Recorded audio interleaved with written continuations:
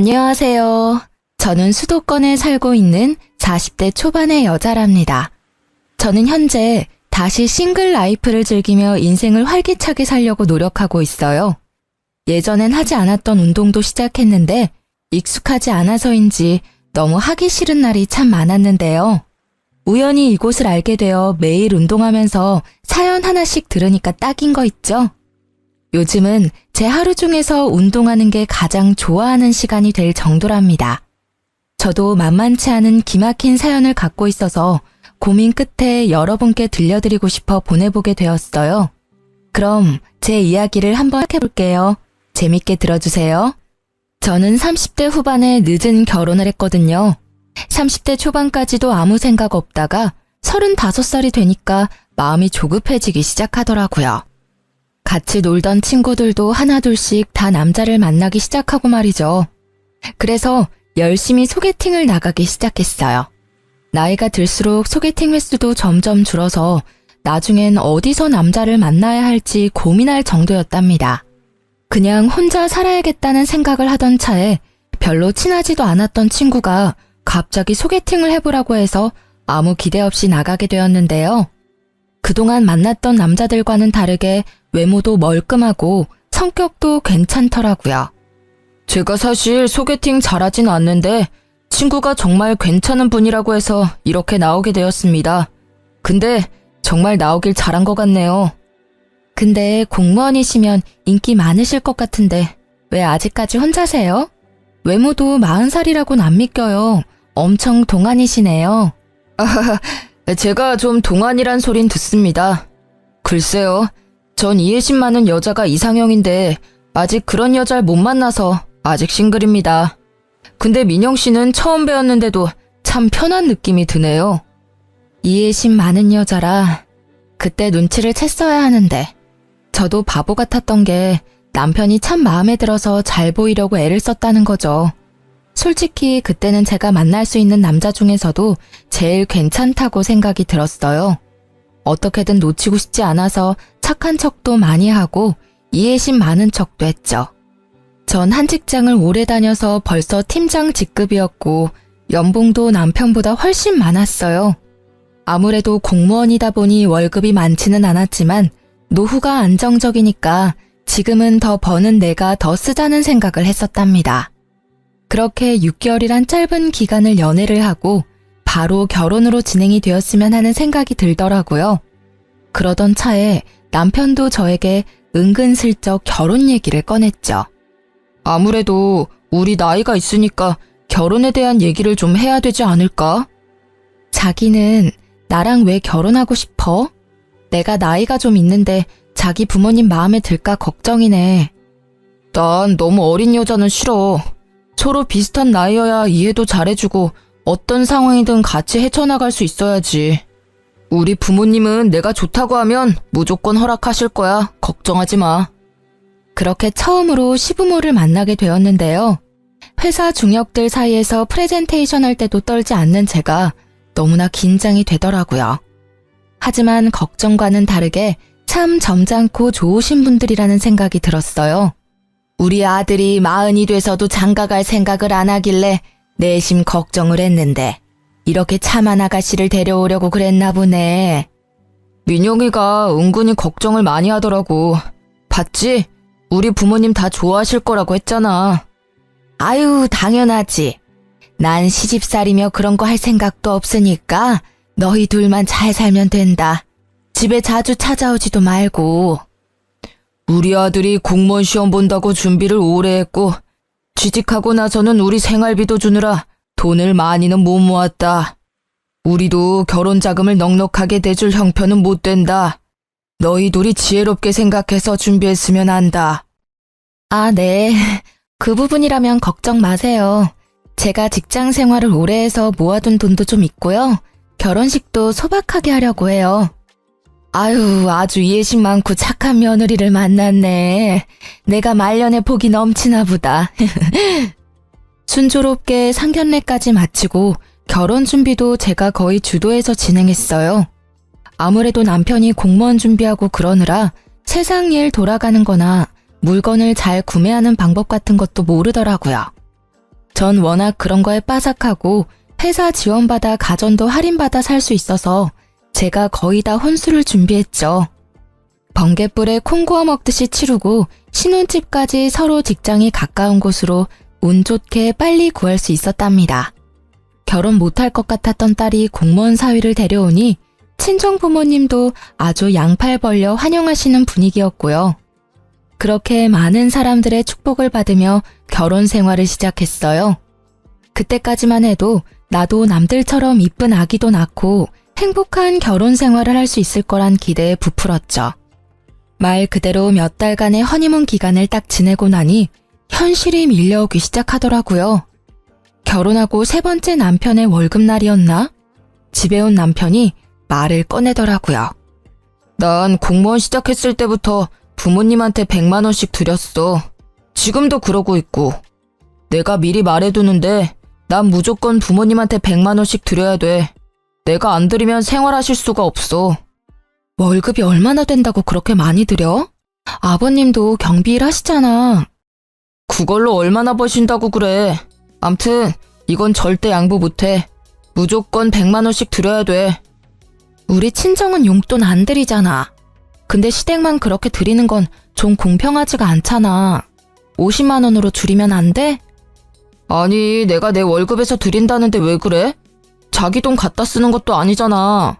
내가 안 드리면 생활이 안 되셔. 자기가 이해를 해줘. 이제 결혼했고 우리는 부부잖아. 네 돈 내 돈 하는 게 의미가 있어? 같이 돈 모아서 집도 옮기고 아기 키울 생각도 해야지. 아, 답답하네. 아직 아기도 없는데 벌써부터 걱정이야. 자기 이해심 많잖아.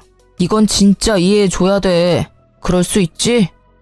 이 일로 며칠을 다퉜지만 남편은 절대 주장을 굽히지 않더라고요. 평소엔 웬만하면 져주는 사람인데 지네 부모님 용돈 문제에 있어서는 아주 무서울 정도로 고집을 부렸죠. 저는 너무 속상해서 친정 엄마에게 털어놓고 말았습니다. 너무 나쁘게만 생각하지 말고 그렇게 하도록 해. 2명이서 사니까 바깥 사돈 월급만으로 부족할 수 있지.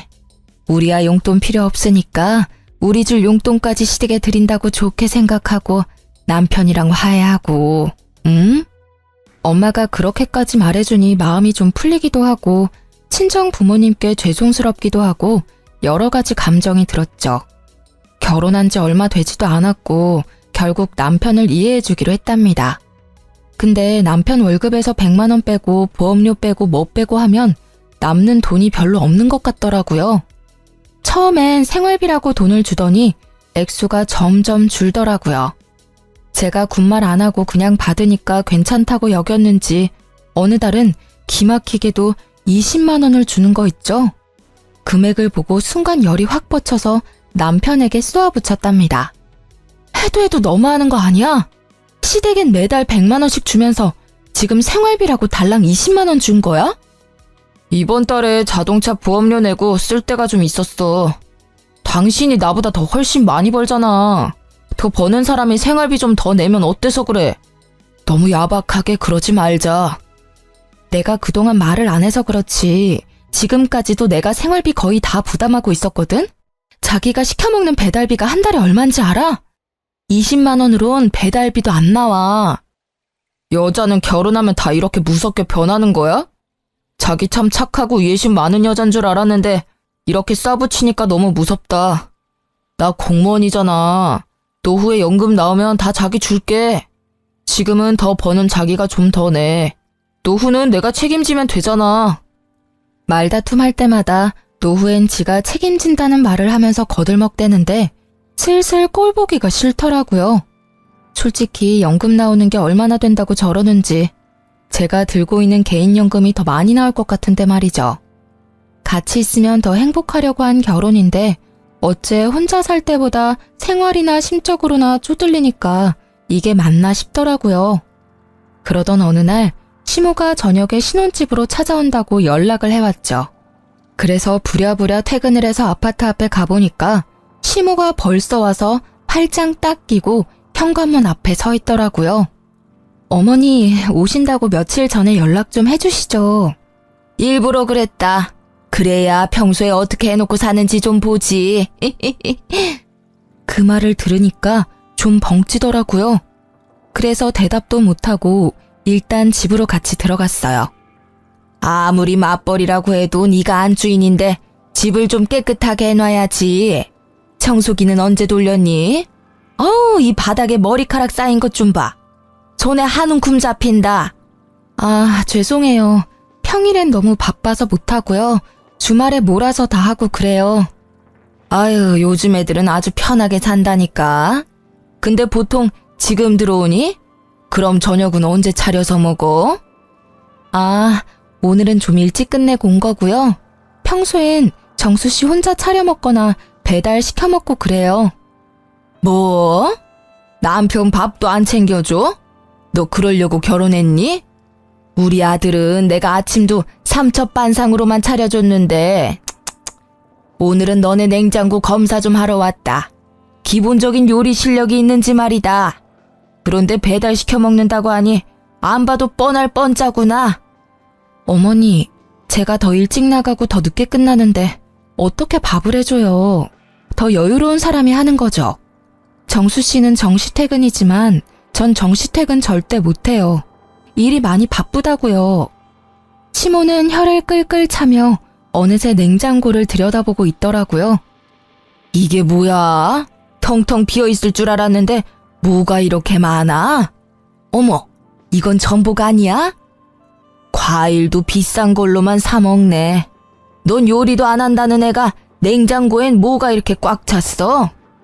아, 친정어머니가 가끔씩 오셔서 채워주고 가세요. 제가 먹을 시간 없다고 그래도 그러시네요. 아유, 아까워라. 예, 그럼 내가 이거랑 이 전복이랑 이거 한우랑 또 이건 뭐니? 망고. 그래, 이것도 좀 가져가마. 어차피 너 먹을 시간 없다며. 니네 엄마 왔다 가면 정수한테 전화하라고 해야겠네. 아, 가져가셔도 되는데 정수 씨도 잘 먹어서요. 전부 다 가져가시는 건 좀 그런데요. 엄마도 저희 먹으라고 주셨고. 어차피 니네 엄마가 늘 채워놓는다며. 먹을 거 없다고 전화하면 되잖아. 들어보니 너희 집이 우리보다 더 여유 있다고 그러던데 니네 아버지가 대기업 간부였다며? 그럼 이 정도는 괜찮아. 근데 어머니, 호칭이 좀 그렇네요. 니네 엄마라고 하시니까 듣기 좀 그래요. 자제 부탁드릴게요. 그리고 제가 한번 말씀드리려고 했는데요. 용돈 말인데요. 정수 씨 월급도 적은데 100만 원은 많지 않나 싶은데 좀 줄이면 어떨까요? 뭐? 내가 오냐오냐 해줬더니 시어머니가 아주 우스워 보이니? 호칭이 어쩌고 용돈이 어째? 네가 주는 것도 아니고 내 아들이 주는 건데 왜 네가 이래라 저래라야?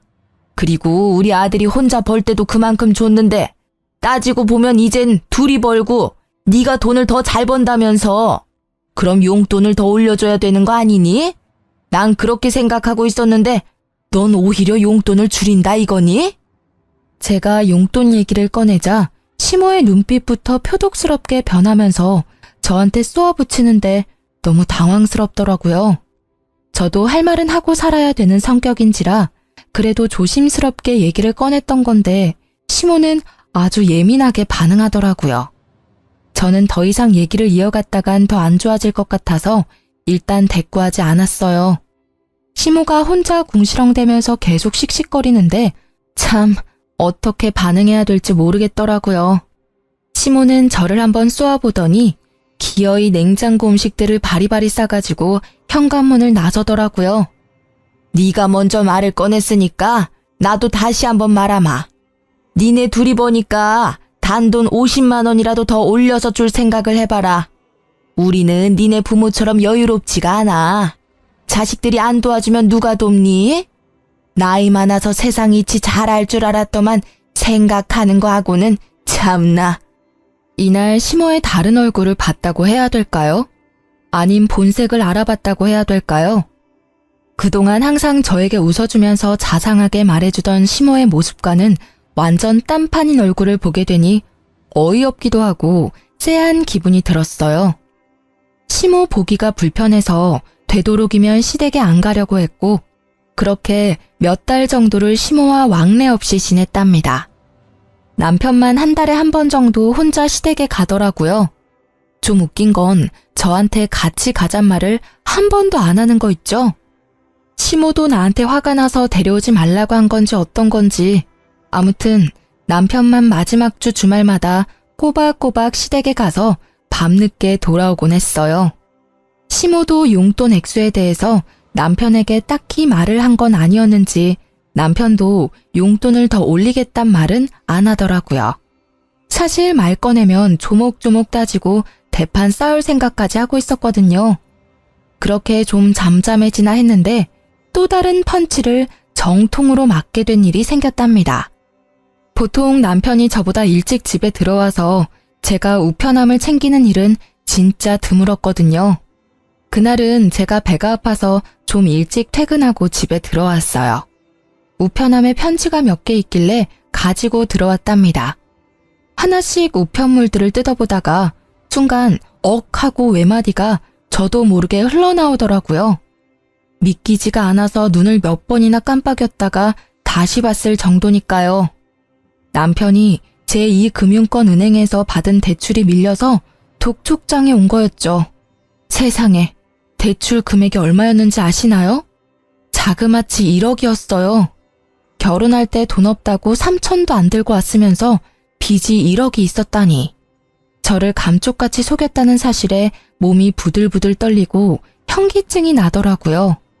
얼마나 그렇게 편지를 손에 꽉 쥐고 앉아 있었는지 어느새 밖이 깜깜해졌죠.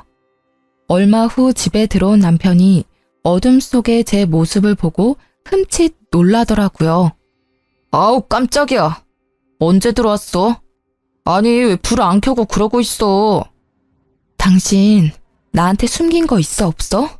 솔직하게 지금 얘기해. 내가 숨기긴 뭘 숨겼다고 그래? 참나. 아 생사람 잡지 마. 또 뭔 일인데? 이거 뭐야? 나한테 빚 있단 얘기는 없었잖아. 그것도 1억이라니. 한 달 이자가 얼마야 도대체? 이거 언제 대출 받은 건데 어디에 쓴 거냐고.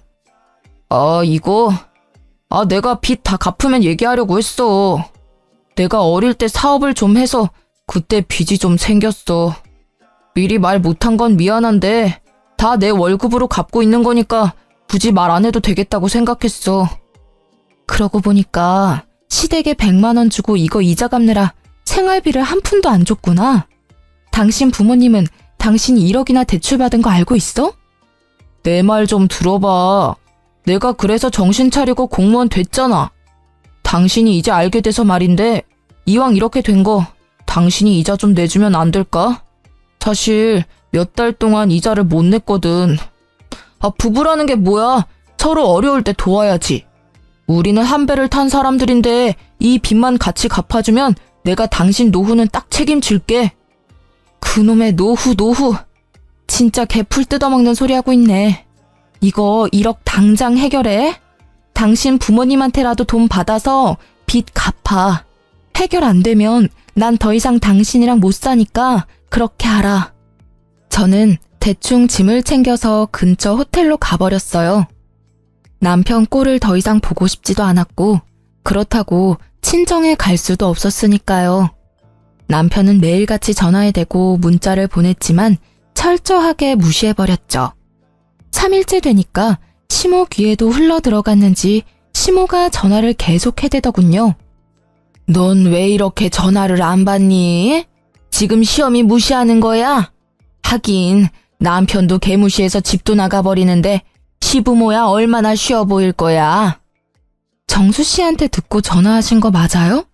왜 어머니가 화를 내세요? 빚이 1억이 있는데 저를 철저하게 속인 거잖아요. 어머님은 알고 계셨어요? 그래, 알고 있었다.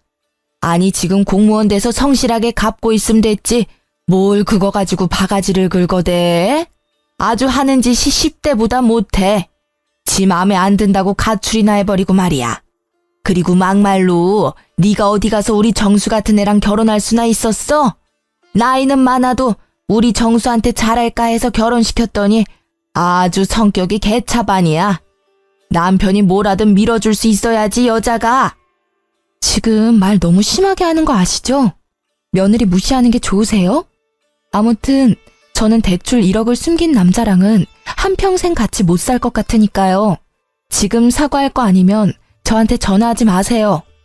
저는 시모의 막말에 화가 머리끝까지 나서 전화를 거칠게 끊어버렸답니다.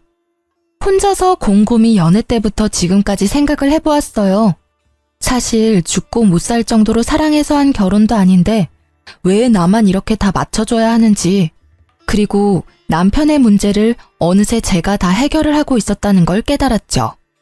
아무리 남자가 애라지만 그래도 나보다 나이도 3살이나 많은데 보호받고 대접받는다는 느낌을 전혀 받지 못하고 살아왔더라고요. 거기다 빚이 1억이라니. 계속 같이 산다면 제가 같이 갚아야 할 것 같았죠. 저는 확실하게 매듭을 짓지 않으면 이혼을 해야겠다고 결정을 내렸어요. 제 태도가 확 달라진 걸 눈치챘는지 그날 저녁부터 남편이 어떻게 알고는 호텔까지 찾아와서 납작 엎드리더라고요. 여보, 미안해. 내가 잘못했어. 빚은 내가 천천히 무슨 일이 있어도 당신한테 피해 안 주고 매달 잘 갚을게. 우리 엄마가 한 말도 너무 심각하게 생각하지 말고 제발 한 귀로 흘려들어. 어? 여보, 제발 집에 좀 가자. 화 좀 풀고, 어? 월급 받으면 용돈이다 뭐다 해서 남는 돈도 없으면서 무슨 수로 1억을 갚아. 당장 생활비 100만 원도 못 주면서. 결혼하기 전이나 지금이나 버는 돈은 똑같은데 왜 이렇게 매달 쪼들려서 살아야 되는지 이해가 안 돼. 난 이렇게 경제적으로 힘들게 살고 싶지 않아. 이럴 거면 지금 헤어지는 게 좋을 것 같아. 여보, 난 당신 사랑해. 당신 없으면 난 죽어. 제발 한 번만 용서해줘. 내가 평생 걸려서 갚더라도 절대 당신한테 피해 안 줄게. 우리가 이렇게 늦게 만난 만큼 보란듯이 더 잘 살아야 되지 않겠어? 제발 여보, 내가 당신한테 다 맞추고 살게. 여보, 내 얼굴 봐서라도 한 번만 봐주라. 이때 진짜 뒤도 안 돌아보고 헤어졌어야 했는데 말이죠. 그놈의 미련이 뭐라고 정이 뭐라고.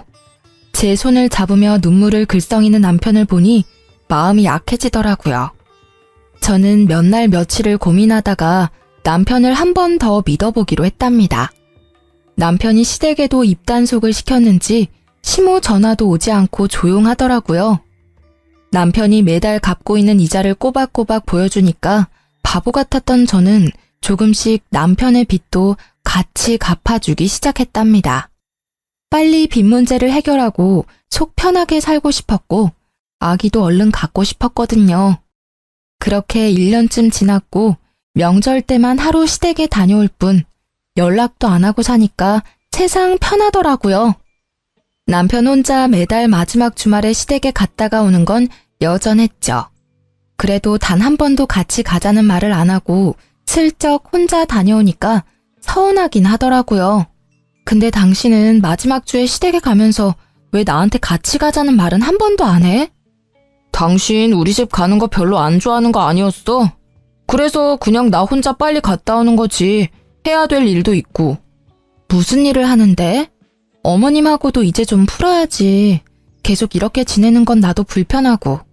이번 달엔 나도 같이 갈까? 아니, 그럴 필요 없어. 우리 엄마는 벌써 다 잊어버리셨어. 걱정하지 마. 다음에 구정 때나 같이 가면 되지. 사실 집에 갔다가 동네 친구도 좀 만나고 오는 건데 그 정도는 괜찮지?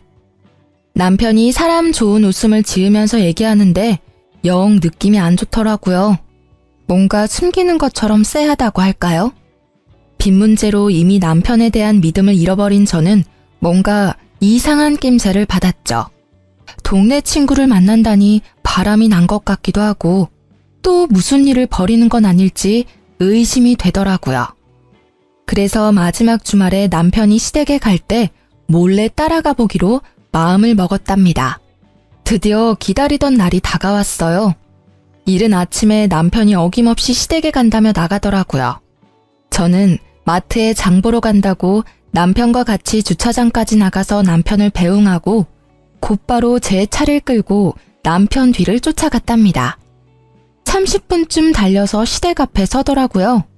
남편이 집으로 들어갔는데 5분도 안 돼서 시부모와 남편이 같이 나오는 게 아니겠어요? 셋이서 남편 차를 타고 어디론가 가더라고요.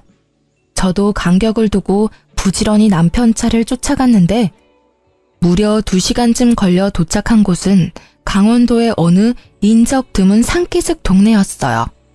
지금도 무슨 동네인지는 전혀 모르겠어요. 남편의 차가 적색 벽돌로 지어진 요양병원 앞에 서더라고요. 저는 남편이 주차하고 세 사람이 병원 안으로 들어가고 나서야 멀찍이 주차하고 병원으로 따라 들어갔답니다. 안으로 들어가니 이미 세 사람은 사라진 후였고 어디로 가야 할지 전혀 감을 못 잡겠더라고요. 저는 조심스럽게 접수처로 가서 남편 이름을 넌지시 말해봤어요. 아, 결혼하셨다더니 오늘은 같이 오신 거예요? 3층에 306호로 가보세요. 저는 터질 것 같은 가슴을 진정시키며 천천히 306호로 걸어갔어요. 문 앞에 서자 익숙한 세 사람의 뒷모습이 보이더라고요. 그리고 멍한 표정으로 침대에 누워서 세 사람을 보고 있는 한 남자를 봤죠. 얼굴이 남편과 꽤 닮았더군요. 저는 병실로 올라오기 전에 간호사와 나눴던 이야기가 생각나 몸이 파르르 떨려왔답니다. 결심을 마친 저는 심호흡을 한번 깊게 하고 문을 활짝 열어 제꼈어요. 세 사람이 동시에 뒤를 돌아보았는데 저를 발견하고 기함을 하더라고요. 당신이 어떻게 여길 어떻게 알고 왔어? 왜? 내가 못 올 때 왔어? 그럼 당신이 좀 말해줘봐. 여기가 도대체 어디야? 너 어떻게 알고 온 거야? 설마 너 우리 미행한 거야? 이거 아주 앙큼한 년이네. 순에 빠진 줄 알았더니 아주 무서운 애네 얘가. 무서운 건 아줌마랑 아줌마 아들이고요. 나를 까맣게 속이고 결혼을 해? 이거 사기 결혼이야. 때 되면 다 말하려고 했어. 그리고 네가 물어보기나 했어. 동생 있냐고 물어보기나 했냐고. 그걸 지금 변명이라고 해? 조현병 걸린 동생 요양병원에 입원시켜놓고 외동 아들인 척 숨기고 결혼한 게 누군데? 왜 니네 부모한테 100만 원씩 줬는지 이제 알겠네. 그래, 내가 내 월급으로 동생 병원비로 쓴다는데 네가 뭔 상관인데? 집안에 환자 있는 게 얼마나 힘든 건지 네가 알기나 해? 가뜩이나 힘들어 죽겠는데 너까지 보태지 말고 이왕 이렇게 알게 됐으니까 와서 인사나 해. 인사 같은 소리 하고 있네. 네가 결혼 못한 이유가 있었네. 네 빚도 사업 망해서 생긴 거 아니지? 너 같은 새가슴이 사업을 했을 리가 없지. 네 동생 병원비 같이 갚아줄 바보 같은 여자 찾아다녔니? 그래, 나 좋다고 쫓아다니다가 동생 정신병원에 있다니까 다 도망가더라. 그래서 당신은 놓치고 싶지 않았어. 그래서 어쩔 수 없이 말 못한 거야. 아이고, 불쌍한 우리 아들. 이렇게 잘났는데 동생 때문에 그 좋은 혼처 다 놓치고 결국 이런 나이 40 다 된 애 만나서 수모까지 겪고 시부모 뒤를 밟을 생각을 하다니 내가 아주 너한테 소름이 끼친다. 네가 뭘 잘했다고 여기서 큰 소리야? 꼴 보기도 싫다. 너 당장 나가. 안 나가? 시모가 악을 쓰면서 저를 병실 밖으로 밀어내기 시작했어요. 저도 지지 않고 저를 떠미는 시모의 어깨를 팍 밀어버렸답니다. 무슨 말 같지도 않은 소리를 하고 있어. 당신들이 지금 어떤 짓을 한 건지 제대로 알고나 있어? 지금 나 하나 바보 만든 걸로 이 일이 끝날 것 같아? 당신 각오해. 이유는 둘째치고 나 속이고 결혼한 거 뼈저리게 후회하게 만들어줄 테니까. 그때였어요. 침대에 누워있던 남편의 동생이 무슨 동물처럼 괴성을 지르기 시작하더라고요. 손과 발이 다 침대에 묶인 채로 말이죠. 도대체 얼마나 심각한 상태인 건지는 몰라도 침대가 부서지도록 팔을 흔들면서 열심히 소리를 질러대는데 솔직히 무섭더라고요. 시부가 의사를 부르러 나가고 시모도 지 아들이 무서운 건지 멀찍이 침대에서 떨어져 멍하니 바라만 보고 있고 남편은 씩씩대며 저를 노려보고 있는 거 있죠. 남편이 저에게 성큼성큼 다가왔어요. 네가 시끄럽게 구니까 저 새끼가 흥분해서 또 발악을 하잖아. 아, 지겨워 진짜. 이 짓을 언제까지 해야 돼? 좀만 더 있으면 내가 다 말하려고 했는데 넌 왜 여기까지 쫓아와서 이 사달을 만들고 난리야? 적반하장으로 나오는 남편의 태도를 보니 진짜 사람 같지도 않더라고요. 저는 아주 세게 남편의 뺨을 갈겨버렸습니다. 너같이 이기적이고 사이코패스 같은 놈한테 속아서 결혼한 내가 한심하다. 법원에서 보자. 제 손목을 잡으려는 남편의 팔을 세게 쳐버리고 병실을 나왔어요. 울지 않으려고 입술을 세게 깨물었지만 차로 가는 사이 벌써 눈물이 줄줄 흘러내리더라고요. 간신히 마음을 추스리고 집으로 돌아오는데 제가 당한 이 기막힌 현실이 믿어지지가 않았죠. 저도 이렇게 힘든데 도대체 이 일을 어떻게 친정 부모님한테 말을 해야 할지 정말 미치겠더라고요. 도무지 현실 같지가 않고 차라리 깨고 말 악몽이었으면 하고 바랬을 정도였어요. 당장 회사에 출근할 힘도 없어서 일단 며칠 정도 휴가를 내고 친정 부모님한테 말도 못하고 혼자 끙끙대며 알아 누웠어요. 남편은 겁이 난 건지 다 끝났다고 생각을 한 건지 집에 콧배기도 안 비치더군요. 그렇게 며칠이 지나고 저는 마음을 추스리고 친정으로 갔답니다. 처음에 말 꺼내기는 어려웠지만 한번 시작하니 폭포처럼 그동안 참았던 말들이 다 튀어나오더라고요. 눈물을 펑펑 흘리며 부모님께 모든 사실을 털어놓았죠. 부모님은 다 듣고 나신 뒤에도 한참을 아무 말도 없으시더라고요. 저만큼 많이 놀라고 믿기지 않으셨겠죠. 아버지가 일어나시더니 옷을 챙겨 입기 시작하셨어요. 그리곤 딱 한마디 하셨죠. 앞장서라. 그렇게 친정 부모님과 저는 시댁으로 찾아갔답니다. 친정아버지는 시부모가 문을 열어주자마자 거침없이 들어가서는 그 집안에 있는 물건들을 닥치는 대로 던지기 시작했어요. 시부가 고함을 치며 친정아버지를 막아섰고 시모가 째랑째랑한 목소리로 악을 쓰며 말을 하더라고요. 아니 이게 지금 무슨 짓이에요? 교양 없게. 다짜고짜 쳐들어와서 지금 뭐 하는 거예요? 아이고, 그렇게 교양 있는 옆에 내가 우리를 감쪽같이 속이고 사기 결혼을 시켰어? 이거 진짜 콩밥 먹어봐야 정신 차릴 옆에 내 아니야? 당신들이 무슨 짓을 저지른지 알아? 이거는 명백히 사기 결혼이야. 내가 우리 딸 인생 망친 값 톡톡히 치르게 할 거야. 알아들어? 아버님, 제가 조만간 말씀드리려고 했어요. 속인 게 아니고요. 말하는 시기를 좀 늦춘 거죠. 그리고 아버님이 정신적으로 아픈 가족 돌보는 게 얼마나 힘든 건지 아십니까? 예? 그것도 이해 못 해줍니까? 그렇게 힘든 거면 너 혼자 감당하면 되지. 왜 애꿎은 우리 애를 데려다가 네 짐을 나누려고 해? 네가 우리 애를 사랑해서 결혼한 거야? 우리 애 데려다가 네 빚 같이 갚고 병원비 같이 내려고 그런 거 아니야? 아픈 동생 있다고 이렇게 이혼을 하자는 게 말이 됩니까? 당신 이렇게 나 버리면 천하의 못된 년 되는 거야. 부부가 어려울 때 서로 도와야지 이게 이혼할 일이야? 나는 절대 이혼 못하니까 마음대로 해봐. 이건 내가 혼인 무효 소송을 걸어도 당신 할 말 없어. 천하의 못된 년? 진짜 당신의 그 어거지에 기가 막힌다. 나한테 한마디 사과도 없으면서 어떻게 그딴 식으로 말해? 이 쓰레기들하고는 말이 안 통한다. 가자. 당장 이혼 소송 걸 거니까 어디 누구 말이 맞나 법원에서 가려보자고. 친정 부모님과 저는 그 길로 바로 아버지의 친구의 소개를 받아 변호사와 상담을 시작했어요. 동시에 신혼집도 바로 부동산에 내놓았답니다. 사실 시부모한텐 반반 결혼이라고 했지만 친정아버지 명의 아파트를 저희한테 살라고 주셨던 거거든요. 남자 나이 40에 3천만 원도 없는 걸 구제해줬더니 제 골수까지 빼먹으려고 작정하고 결혼한 거잖아요. 참 기가 막히죠?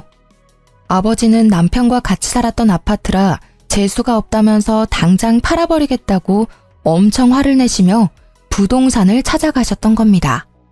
아버지가 워낙 성격이 불같은 분이라 가전들도 싹 팔아버리시고 남편 짐도 싹 정리해서 쓰레기장에 갖다 버리셨을 정도였어요. 속전속결로 정리하고 친정으로 들어가 지내면서 바로 남편에게 이혼 소장을 보냈죠. 역시나 바로 전화가 오더라고요. 너 집 비밀번호 바꿨어? 출근해야 되는데 입을 옷이 없어서 왔더니만 비밀번호 당장 말해. 들어가도 소용없어. 집 팔려고 내놨으니까. 당신 짐도 싹 갖다 버렸으니까 옷 없으면 새로 사 입던지. 어차피 좋은 옷들도 아닌데. 너 진짜 미친 거 아니야? 왜 내 허락도 없이 내 짐을 갖다 버려?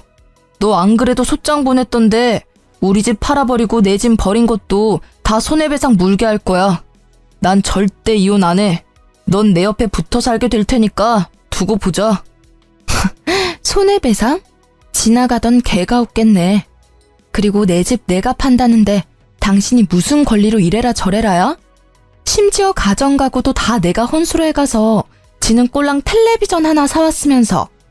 앞으론 변호사 통해서만 연락해. 난 더 이상 할 말 없으니까. 지 마음대로 안 되니까 아주 악을 써대는데 짜증나서 전화를 끊어버렸죠. 그리고 법원 판결 날 때까지 일체 연락을 받지 않았답니다. 판결 날 때 그 인간 얼굴 보기 싫어서 가지도 않았고요. 변호사가 다 처리해줘서 참 다행이었죠. 판결이야 당연히 저의 승소였죠. 사기 결혼 수준이었고 생활비도 다 제가 냈고 남편 빚도 제가 같이 갚고 있었으니 위자료로 받아낼 수 있는 최고 수준을 받아낼 수 있었어요. 마음 같아선 그 인간이랑 그 집구석 인간들 모두 사기죄로 감옥에 쳐넣고 싶었지만 이렇게 마무리하기로 했죠.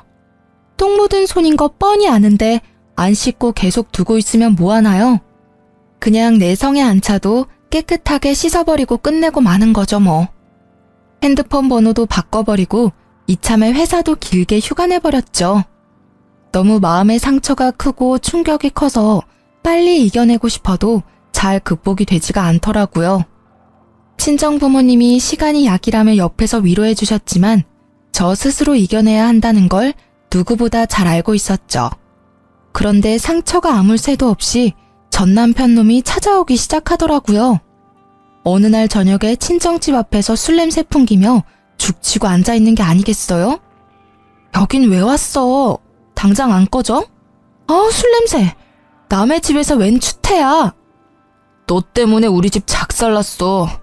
위자료 5천만 원 내느라 우리 부모님 전세집까지 내놓고 원룸으로 쫓겨났다고. 너 하나 집에 잘못 들여서 우리 부모님이 무슨 죄냐? 이거 네가 책임져야 돼. 당장 돈 돌려줘. 여전히 어거지를 잘 부리네. 아직도 네가 뭘 잘못했는지 모르는 거야? 아니면 인정을 못하는 거야? 너한테 속아서 돈 뜯기고 이혼녀된 내 인생은 어떻게 책임질 건데? 5천만 원으로 마무리해준 것도 감사하다고 해야 될 판에 돈을 돌려달라고? 넌 돈 많잖아. 서울에 아파트도 있고 네 월급 나보다 3배나 많고. 내가 동생 문제 말고는 뭔 문제가 있냐? 바람을 폈냐 도박을 했냐? 다른 여자들은 남편한테 맞고도 잘만 붙어 살더라. 아니다. 여보, 우리 다시 시작하자. 우리 가족 문제 말고는 아무 문제 없었잖아. 내가 동생하고 부모님하고 연 다 끊을게. 당신만 나 받아주면 당신만 보고 살게, 여보. 네 가족하고 작당하고 나를 지옥불로 끌고 들어가려고 한 주제에 뭐? 이제 와서 연을 끊어? 개가 똥을 끊겠다. 다시 찾아오지 마. 또 찾아오면 그땐 5천만 원으로 안 끝날 줄 알아. 제가 집으로 들어가려고 하자 전 남편이 무릎을 꿇은 자세로 질질 기어오더니 제 발목을 덥석 잡는 게 아니겠어요? 아무래도 남자 힘이 세다 보니 꽉 잡고 안 놓는데 아무리 발을 구르고 비틀어도 안 빠지더라고요. 이거 안 나? 경찰 부른다? 제가 핸드폰을 들고 경찰을 부르려고 하자 전 남편이 벌떡 일어나서는 제 핸드폰을 확 빼앗아가는 거예요. 눈빛을 보니 매섭게 번뜩이고 있더라고요. 경찰 좋아하네. 이젠 뭐 범죄자까지 만들어서 직장도 잘리게 만들라고. 누구 인생을 더 조질라고 이게 진짜 보자 하니까. 전 남편이 손을 들어서 저를 때리려는 신용을 했어요. 저는 순간적으로 눈을 질끈 감았죠. 그때였어요. 쿵 하는 소리가 나서 눈을 떠보니 전 남편이 복도 구석에 처박혀 있었어요. 이 자식이 아직도 정신을 못 차리고 감히 내 집에 와서 소란을 부려? 너 오늘 내가 가만 안 둬. 다시 못 찾아오게 다리 몽둥이를 분질러 버릴라. 불같은 성격의 아버지가 무슨 짓을 하실지 몰라 얼른 막아섰죠. 괜히 이러다가 폭행죄다 뭐다 빌미만 줘요. 그냥 경찰에 바로 신고해버려요. 제가 지금 신고할게요. 신고한 지 10분도 안 돼서 경찰이 왔고 경찰이 술에 쩔어서 힘없이 앉아있는 전 남편을 데리고 갔답니다. 참 웃긴 게 혹시나 경찰서 가서 조사라도 받을까봐 굽신대면서 지가 스스로 밖으로 나가더라고요. 그렇게 전 남편과의 악연은 마무리가 되었죠. 그 후로 지금까지 다시 만나지 않았거든요. 덕분에 아주 별 경험을 다 해봤네요. 평생 안 가보던 법원의 변호사 사무실에 경찰까지 부르고 말이죠. 지금은 다 마무리가 되었어요. 다시 돌이켜보면 실제 막장 드라마보다 더한 일을 겪은 것 같아요. 제 이상형이 저를 이해해줄 수 있는 여자거든요. 이제 찾은 것 같아요. 당신은 이해심 많은 여자잖아. 이것도 이해 못해줘? 나이 차서 결혼했으면 이해할 건 이해해야지. 네가 20대니?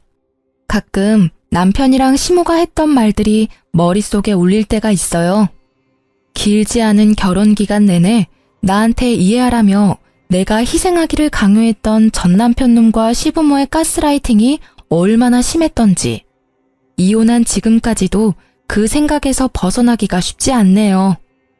하지만 현실은 드라마보다 더 구질구질하고 처리해야 될 일도 많고 감정적으로도 너무 힘들더라고요. 더욱 화가 나는 건 왠지 전 남편 놈은 지금도 멀쩡한 공무원인 척하면서 또 지 빚 갚아주고 병원비 대줄 다른 여자를 찾아다닐 것 같다는 생각이 들기 때문이죠. 저도 심적으로 너무 여유가 없고 결혼이 급한 상태여서 전 남편 놈의 멀쩡한 겉모습과 직업을 보고 너무 성급하게 결혼을 진행했었거든요. 그놈이 그 당시에 그런 제 모습을 보고 속으로 얼마나 바보 같다고 비웃었을지. 자다가도 그 생각만 하면 화가 뻗쳐서 벌떡 일어난답니다. 저는 지금 다시 회사에 복귀해서 전과 크게 다르지 않은 삶을 살고 있는데요. 큰 일을 한번 겪고 나니 마음가짐은 많이 달라졌어요. 이젠 외롭다고 아무나 절대 만나지 않고 혼자의 삶을 즐기려고 해요. 괜히 아닌 인연 억지로 만들어서 인생 꼬는 것보다 심심해도 평범하고 행복한 현재의 삶이 훨씬 나으니까요. 여러분도 외롭다고 성급한 결정하지 마시고 현재의 내 삶도 충분히 행복하다는 거 꼭 기억하셨으면 좋겠어요. 제 사연 어떻게 들으셨는지 모르겠네요. 모두 행복하시고 건강하세요.